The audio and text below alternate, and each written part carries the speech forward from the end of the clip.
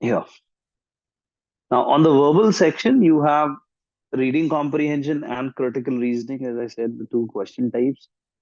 Reading comprehension, I'm sure everyone is aware of. A passage is given to you. Now, these passages will be based on different topics: social sciences, humanities, physical or biological sciences. Okay. Passages range in length as well. So you have short, medium, and long passages. Long passages usually about 600, 650 words, right? A short passage is going to be somewhere about 350, 250 to 350 words. Now, there are 5 question types that we need to prepare for when it comes to passages. You need to know how to solve a main idea question, a supporting idea question, inference, application, and evaluate questions. So it's very important to understand what are the important parts of the passage that we need to read. Okay. What sort of trap answers are we going to find? So all of that is going to really save you a lot of time while solving reading comprehension. A good reading habit is definitely going to come handy. GMAT does not explicitly test you on vocabulary. However, there is a certain vocab that you need to have. So once you're practicing questions, I think you get exposure to such words which are quite common on the GMAT exam. Now, when it comes to critical reasoning, this is one of the most logical sections on the test where you get short passages which are called arguments. And then there are 8 different types of questions based on these arguments. So weaken, strengthen, assumption, inference, paradox, boldface, evaluate, complete. These are all the different types of questions that you're going to get based on these arguments. Now, again, in our training program, we'll be covering all of these questions separately, one by one.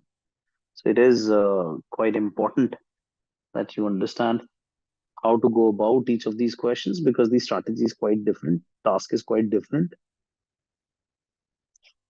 So one should be very clear as to what each of these questions really mean. Okay. Now, when you look at the quantitative section to give you a detailed list of all the topics here.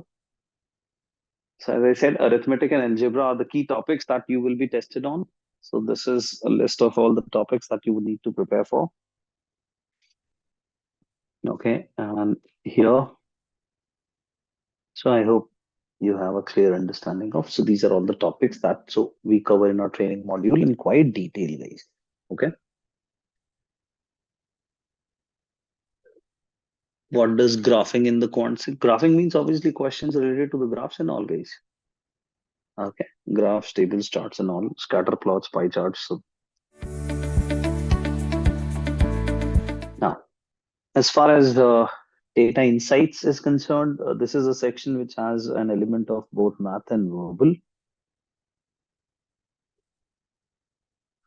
right? And you have questions based on a lot of graphs, tables, charts. A lot of information is provided, and you'll have to decide which information is relevant. This is also going to be computer adaptive. Now, one of the most time-consuming questions is going to be multi-source reasoning. So this is where you have different tabs which present information in the form of tables, graphs, and charts, and you'll have to decide which tab is going to be useful to answer a particular question. Right, so that is exactly what a multi-source reasoning question is all about. 2 types of these, by the way. You have a multiple choice question and a yes, no, true, false, inferable, not inferable kind of question as well. Okay.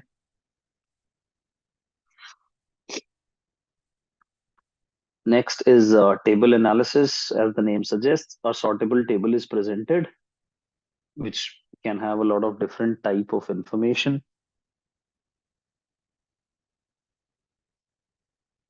And then there will be questions based on that. So you'll have to select the one which you think is the most logical one. A 2-part analysis, basically, as the name suggests, there are 2 parts which could be related in some way. and then the answer choices are presented in the third column. So you'll have to select one for each of the first two columns here. Okay.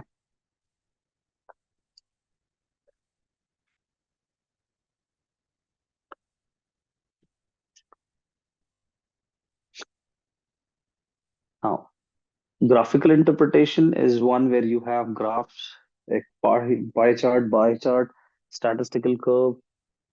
The interesting thing about this question type is that the answer choices are in the form of a drop down menu. So you'll have to just click on that and the answer choices will appear. Finally, the data sufficiency, it's a typical math question where you have to solve for sufficiency. So you don't have to solve for value. Rather, you have to simply find out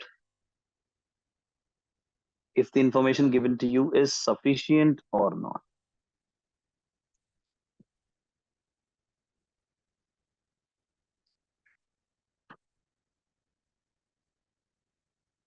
Okay. So let's have a look at what these choices mean. So these five choices actually have their own fixed meaning. So first of all, if you select A part, it means statement one alone is sufficient. B part means statement two alone is sufficient. C part means both statements together are sufficient. D part means both independently are sufficient. And E part means that neither of them is sufficient. Okay. So that is what a typical data sufficiency question is going to be.